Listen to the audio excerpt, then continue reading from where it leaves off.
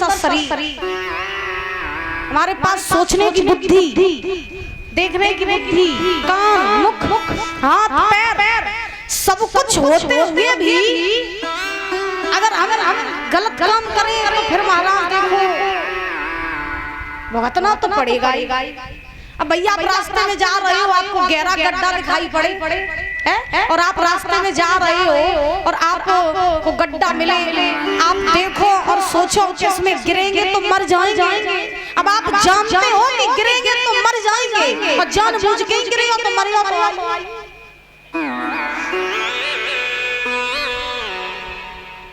इसीलिए हमारे पास भगवान ने हर चीज पर्याप्त मात्रा में दी हुई है। हम लोग अच्छा बुरा सोच सकते हैं, हम लोग अच्छा देख सकते हैं, अच्छा सुन सकते हैं और सब कुछ होने के बाद भी अगर आप अच्छा न कर पाओ तो फिर महाराज गलती आपकी है।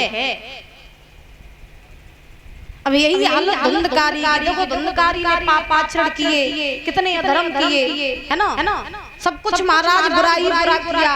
आत्मदेव ने समझाया बेटा पापाचरण न करो, लेकिन धुंधकारी नहीं माना। और जब नहीं माना तो जिन वैश्यों की वो संगत करता था, जिन वैश्यों को लूट के महाराज चुरा करके जो धन लाता था वो वैश्यों को देता था, फिर उन्हीं वैश्यों ने उसे मार भी दिया, उन्हीं ने मार दिया, फिर भूत बन गया, इधर उधर भटकने लगा, गोकर्ण महाराज से मदद मांगी, तब उन्होंने मुक्ति कराई।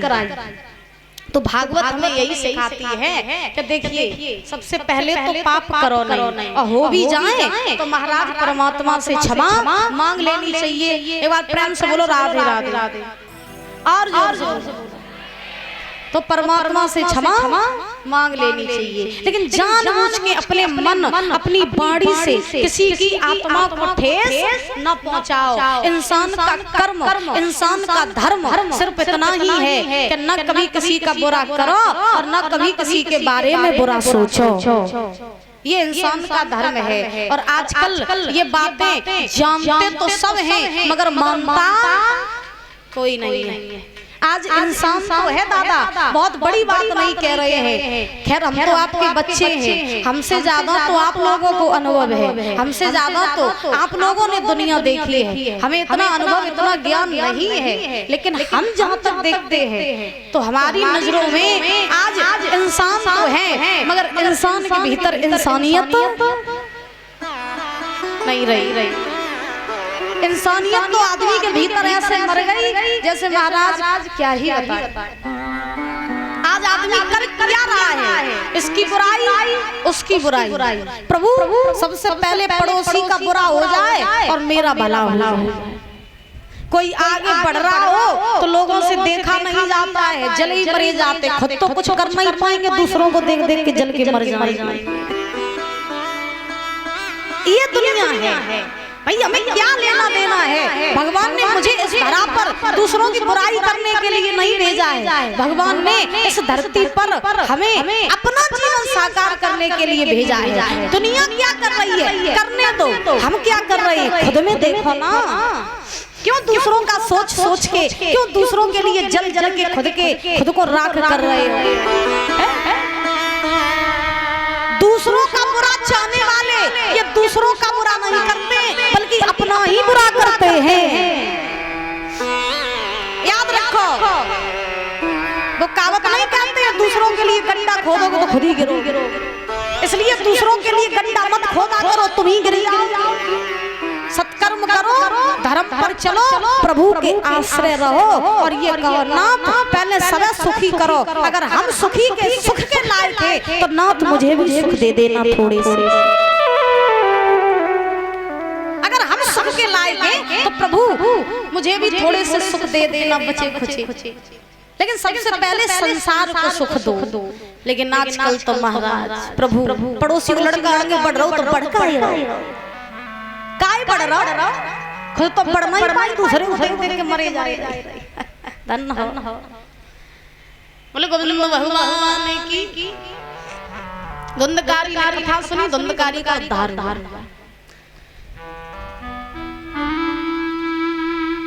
भागवत क्या है? ये भागवत जिसने सुनी उनका उद्धार अवश्य हुआ। देखो महाराज नैमिषारण्य के मध्य में विराजमान 20 वर्ष के सूत जी महाराज ये 88,000 ऋषियों को कथा सुना रहे हैं श्री हरि गंगा के किनारे बैठ करके। सबसे पहले ये भागवत सूत जी महाराज ने 88,000 ऋषियों को सुनाई। उसके बाद यही भागवत महाराज सनत कुमारों ने नारद जी को सुनाई। यही भागवत नारद जी ने भक्ति ज्ञान वैराग को सुनाई थी। यही भागवत गौकर्ण महाराज ने धुंधकारी को सुनाई थी। यही भागवत महाराज व्यास नंदन श्री सुखदेव जी महाराज ने राजा परीक्षित को सुनाई थी। इसीलिए ये साप्ताहिक कथा कराई जाती है ना। वैसे कथा तो अथा है, 7 दिन क्या 7 जिंदगी भी निकल जाएंगी ना तो भी कथा कभी पूरी नहीं होगी। ये ज्ञान का सागर है, ये भव सागर है कथा। जिस प्रकार से समुद्र में घुसते चले जाओगे उतना ही डूबते चले जाओगे, वैसे ही ये कथा है। इसमें जितना घुसोगे उतना ही डूबोगे। भागवत क्या सिखाती? भागवत में होते 4 अक्षर। पहला भा, दूसरा गा, तीसरा बा, चौथा ता। भा माने होती है भक्ति। अगर संसार में आए हो तो अपना जीवन व्यर्थ ना गवाओ। यहाँ कितना भी पैसा कमाओ महाराज, कितनी भी वीआईपी महंगी गाड़ियों में घूमो, कितने भी वीआईपी मकानों में रहो, साथ में चवन्नी नहीं जाएगी। और जाएगा तो क्या? आपका किया हुआ भजन, आपके किए हुए अच्छे कर्म और महाराज किया हुआ सत्कर्म, यही साथ जाएगा। लोग कहते हैं इंसान खाली हाथ आता है, खाली हाथ जाता है। हम कहते हैं व्यक्ति अपने कर्म लेकर के आता है और अपने पुण्य लेकर के जाता है। सही बात है ना? सब लोग जानते हैं ना ये बात, फिर मानते क्यों नहीं हो? मानते क्यों नहीं हो? मैं मालूम जब तक आप लोग पंडाल में बैठे हो ना तभी तक हिलाते रहोगे कि हाँ बात ठीक है, बिटिया बात सही कह रही है। और जो महाराज आरती प्रसाद लेके पंडाल सब बाहर वही सोई सब बराबर फिर कोई नहीं मानेगा। जब तक लोग कहीं सत्संग कीर्तन में बैठते हैं, कथा भागवत में बैठते हैं, तब तक तो ऐसा लगता है जैसे महाराज पता नहीं इनके भीतर कितनी इंसानियत जागृत हो। ऐसा लगता है जैसे हम कह रहे हैं और ये लोग बिल्कुल मान ही लेंगे। और जो महाराज बाहर निकले तो ये नहीं याद रहेगा कि आज कथा कौन सी सुनी थी, ये याद नहीं रहेगा कि व्यास जी ने बात कौन सी सही कही थी। ये खूब याद रहेगा कि उसकी बहू साड़ी कौन सी पहन के आई, ये खूब याद रहेगा। धन्य हो गोविंद भगवान की। महाराज भागवत हमें सिखाती सबसे पहले करो भक्ति करोगे फिर आपके भीतर आएगा ज्ञान। भागवत का दूसरा अक्षर गा माने होता है ज्ञान। ज्ञान कैसा? ज्ञान ऐसा कि जिस संसार में हम पड़े हैं ये हमारा है ही नहीं, ऐसा ज्ञान। और जब हमारे भीतर ज्ञान आ जाएगा तो हम दुनिया से दूर हो जाएंगे। हम दुनिया से क्या हो जाएंगे? दूर। फिर हमारे भीतर ना मोह रहेगा ना माया रहेगी। अब लोग ये कहते हैं शास्त्री जी आप तो कहते हो मोह माया छोड़ दो। लोग ये कहते हैं आप तो कहते हो मोह माया छोड़ दो। हम भैया नहीं कहते मोह माया छोड़ दो, हम खुद मोह माया में फंसे हैं। हम खुद फंसे हैं। आपसे हम कैसे कहें मोह माया छोड़ दो? आज की दुनिया में दादा सत्य बताए ना तो मोह भी जरूरी और माया सबसे ज्यादा जरूरी, सबसे ज्यादा जरूरी। बड़े ध्यान से सुनना, आज के जीवन में मोह भी जरूरी और उससे कई गुना ज्यादा माया जरूरी। आज की दुनिया में मोह से बड़ी माया है। आप खुद ही सोचो, विचार करो। जितने हमारे विद्वान बुजुर्ग बैठे आप विचार करना, अगर महाराज माया से बड़ा अगर मोह होता, ध्यान से सुनना, माया से बड़ा अगर मोह होता तो महाराज माया के पीछे भाई एक दूसरे का दुश्मन नहीं होता। सोचने वाली बात है। आजकल भाई भाई एक दूसरे को दुश्मन बने बैठे तो काय के पीछे? माया के पीछे। आजकल घर में लड़ाइयाँ होती हैं तो काहे के पीछे? माया के पीछे। आजकल लोग एक दूसरे के दुश्मन बनते हैं तो काहे के पीछे? माया के पीछे। तो मोह से बड़ी महाराज माया, मोह से बड़ी। और माया कैसी? माया ऐसी आज की दुनिया में जेब में अगर पैसा नहीं है ना तो सगा भाई पानी के लिए नहीं पूछेगा। गांठ बांध लेना ये बात मेरी। जेब में अगर 10 रुपया नहीं है तो सगो भैया पानी की नहीं पूछे, खाना की नहीं पूछे, खुद महाराज खाएंगे भीतर ही भीतर। और मुंह पोंछ के बाहर निकले कि भैया ना देख ले कि हम का खाया, ना जेब मांगन लगे तो मुंह पोंछ के बाहर आएगा। आजकल जेब में अगर पैसा है तो जिन्हें आप जानते नहीं होगे वो भी आपसे अपना रिश्ता निकालेंगे। भैया तुम भाई फलाने दूर के रिश्तेदार हो, हम आपको बहुत अच्छे से जानते हैं। तो जिन्हें आप जानते नहीं होगे ना वो भी आपसे अपना रिश्ता निकालेंगे। और अगर आपके पास में पैसा नहीं है ना तो जिन्हें आप जानते होंगे ना वो भी आपको महाराज ठुकरा देंगे। जेब में है अगर पैसा तो लोग पूछेंगे कैसे हैं आप, और जेब में अगर नहीं है पैसा तो लोग कहेंगे कौन है आप। बस सोच रहे हो? हाँ, तो माया आज की दुनिया में बहुत जरूरी है। तो हम तो जकात चाहे बच्चा होवे चाहे जवान होवे और चाहे बूढ़े होवे, दादा सेवा तुम्हारी बुढ़ापे में तभी तो वही है जो जेब में पैसा। सेवा तो वही तो कोई जो जेब में पैसा, लड़का बहू सेवा करे, हाथ पैर में जब तक ताकत होगी तब तक महाराज लड़का बहू सेवा करे। और पापा जी को 50,000 रुपया पेंशन मिलती है, अब सेवा कर ले। हाँ, अब पेंशन अगर बंद हो जाए और पापा जी के हाथ पैर चलो बंद हो जाए, और पापा जी अगर खटिया पे पड़ रहे हैं परीक्षा महाराज, हाँ, और पापा जी काऊ काम के न रहे तो बे लड़का बहू जगह जो सड़ो डोकरा है जब खटिया मड़ैया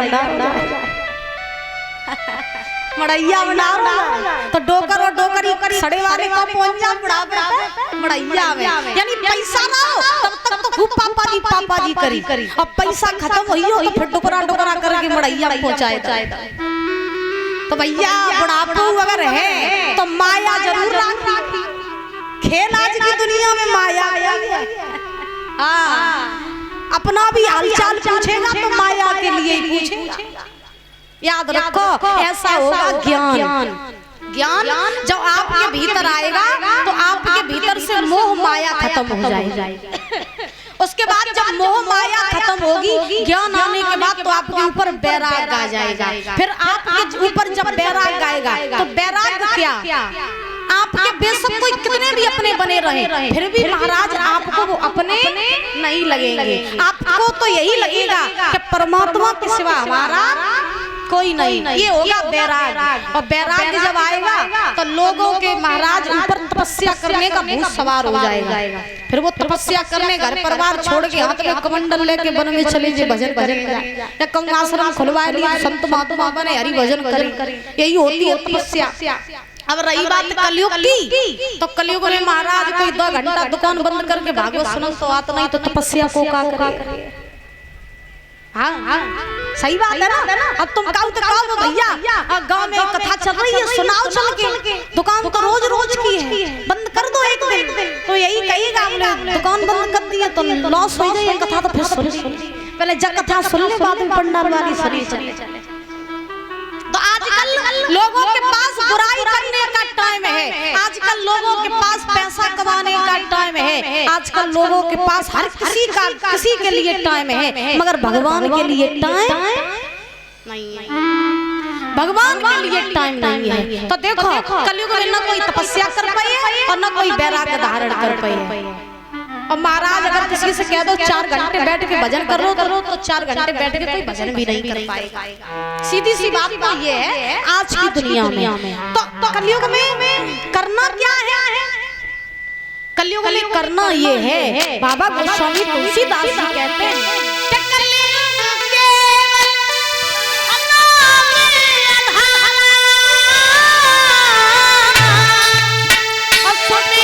सुमेर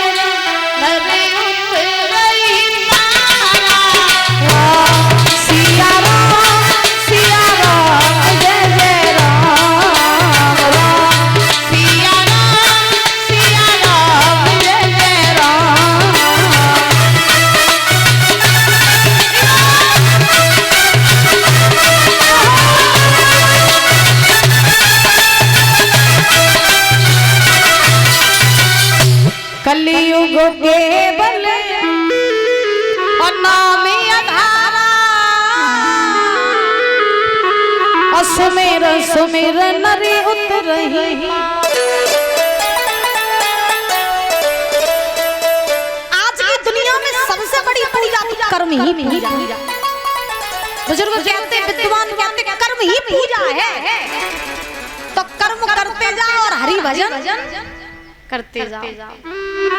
ना दुकान बंद करो, ना 4 घंटा स्पेशली माला लेके बैठो, न लंबो टीका लगाओ, न लाल पीरे कपड़ा रखो। फिर करना क्या है कलयुग में? कलयुग में भक्ति करनी कैसे है? खाना बनाती जाओ राम राम राम, झाड़ू लगाती जाओ राम राम राम करते जाओ। लेकिन ऐसा नहीं करेंगे आप लोग। हम देखते हैं भोजन बनाती जा रही है तो कौन पति पे चिल्लाए लाए, बच्चन पे चिल्लाए लाए, डुकरा डुकरिया पे चिल्लाए लाए। अब बताओ ऐसी पूजा ऐसी पूजा काय करोगे भैया? कोई भी काम करो, कहीं घर से बाहर जा रहे हो तो महाराज काम करते जाओ और प्रभु भजन करते जाओ। कलयुग में न तपस्या करने की जरूरत है, न घर से बाहर जाने की जरूरत है। कलयुग में सबसे ज्यादा जरूरत है तो महाराज प्रभु का भजन करते जाओ और कर्म करते जाओ। ये है असली पूजा।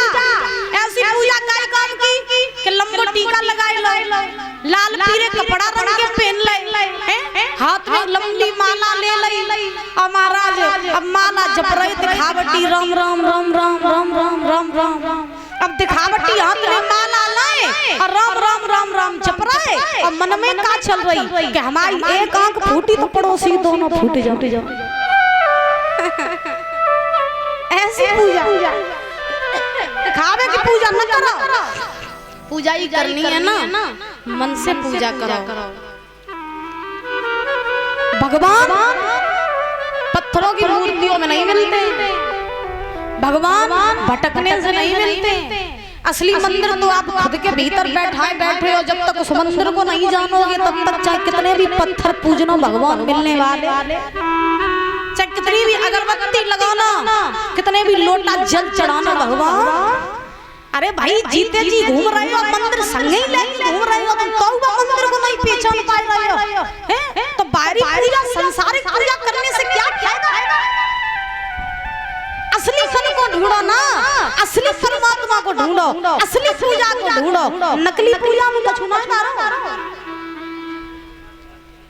ऐसी पूजा काय काम की? हाथ में ले ली महाराज, लोटा में जल भर लो, 2-4 शक्कर के दाने डाल ले, फूल डाल ले, भोले बाबा पर जल चढ़ाए। सवेरे नहाए धोए अब भोले बाबा पर जल चढ़ाए के आई लौट के वापस सास ने कही बहू एक गिलास पानी पिवाई। डुकरिया और पानी मांगत रात सब न काम की न दंत की जाए और पानी पिवाए। तो बता पूजा सब बराबर वही नहीं? ऐसी पूजा नहीं करनी चाहिए। प्रेम से बोलो राधे राधे और जोर से। अब कथा सुनने आई हो तो यहाँ से कुछ ना कुछ लेके ही जाना, ना पता चला कि आरती प्रसाद लेके ही हो महाराज भूल जाओ।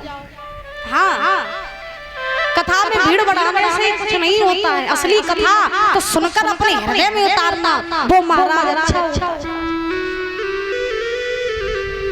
सूत जी महाराज ने 88,000 ऋषियों को ये धुंधकारी की कथा सुनाई और 88,000 ऋषियों से कहा कि हे ऋषियों, धुंधकारी जैसे पापी का भी उद्धार इस कथा से हो सकता है।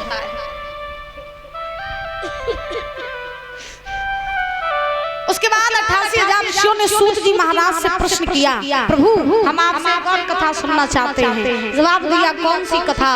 तो 88,000 ऋषियों ने कहा कि हम सुनना चाहते हैं द्वापर युग में एक महाभारत का युद्ध हुआ था। वो युद्ध क्यों हुआ, किस कारण से हुआ, और ये कथा आप जो है मुझे भावपूर्ण श्रवण करा दीजिए। वो महाभारत की कथा सुनने के लिए हम बड़े उत्सुक हैं। तो जो ये बात कही तो सूत जी महाराज मुस्कुरा करके 88,000 ऋषियों से बोले हैं, अगर महाभारत की कथा सुनना चाहते हो तो हम तुम्हें जरूर सुनाएंगे कि महाभारत का युद्ध क्यों हुआ, किस कारण से हुआ। एक इंद्रप्रस्थ नाम की नगरी है महाराज, एक हस्तिनापुर नाम की नगरी है। इंद्रप्रस्थ में परीक्षित जी महाराज पांडव रह रहे हैं और हस्तिनापुर में कौरव रह रहे हैं। पांडवों में सबसे बड़े हैं धर्मराज युधिष्ठिर और महाराज कौरवों में ही सबसे बड़ा है दुर्योधन। धीरे धीरे समय बीता। एक दिन धर्मराज ने महाराज अपने यहाँ पर एक यज्ञ रचवाने की सोची और जब यज्ञ रचवाने की सोची तो महाराज धर्मराज ने बड़े बड़े राजा महाराजाओं को बुलाया, बाहर से महाराज लोगों को बुलाया, बड़ा आदर सम्मान किया। अब धर्मराज ने सोचा मैंने सबको बुला लिया लेकिन हस्तिनापुर से कोई नहीं आया।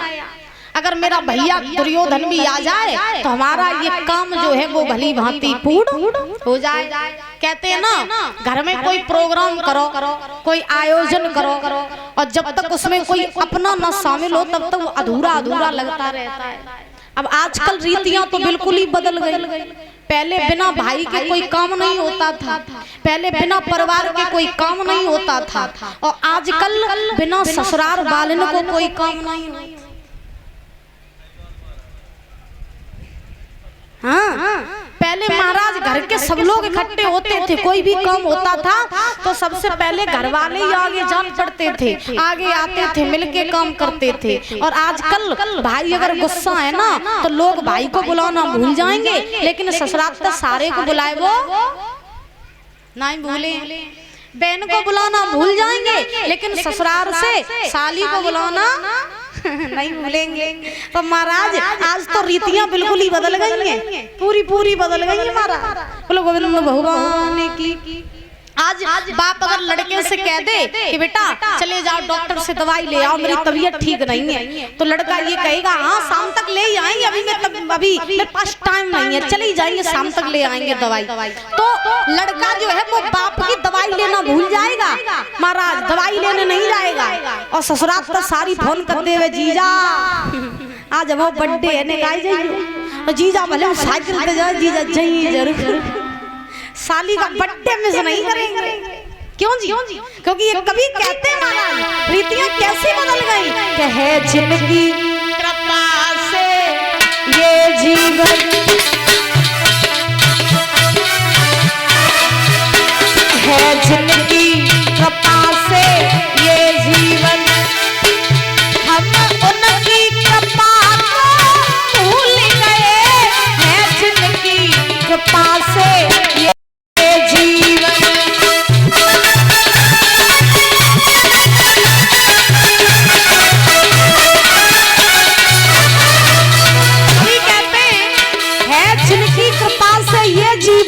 हम उनकी कृपा को भूल गए। किनकी? माँ बाप की। माँ बाप न होते तो हमारा जीवन नहीं होता।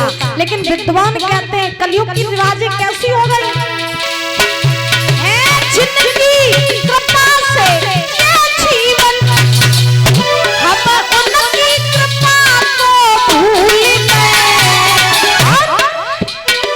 साली का